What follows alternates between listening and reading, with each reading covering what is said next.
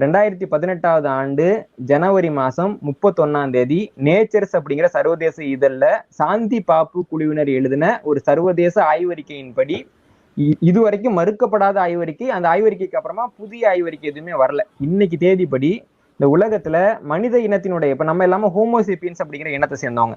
இந்த ஹோமோசேப்பியன்ஸ் இனத்தை சேர்ந்தவங்க கிட்டதான் அந்த எல்லிஎம் எல்லாம் நம்ம பிரிச்சுக்கிட்டு இருக்கோம் இல்லைங்களா? இந்த ஹோமோசேப்பியன்ஸ் இனத்தை சேர்ந்த மனிதர்களுடைய முதல் தோற்றம் நடந்த இடம் தமிழமாக இருக்கணும். ஏன்னா தமிழகத்துலதான் அவங்க பயன்படுத்தின கற்கால ஆயுதங்கள் கிடைச்சிருக்குது. இதனால 3,85,000 ஆண்டுகள் ஆரம்பிச்சு இன்னைக்கு வரைக்கும் மனிதர்கள் தொடர்ச்சியாக வாழ்ந்து கொண்டிருக்கக்கூடிய பகுதியாக தமிழகம் இருக்கு அப்படின்னு அவங்க ஆய்வு கொடுத்திருக்காங்க.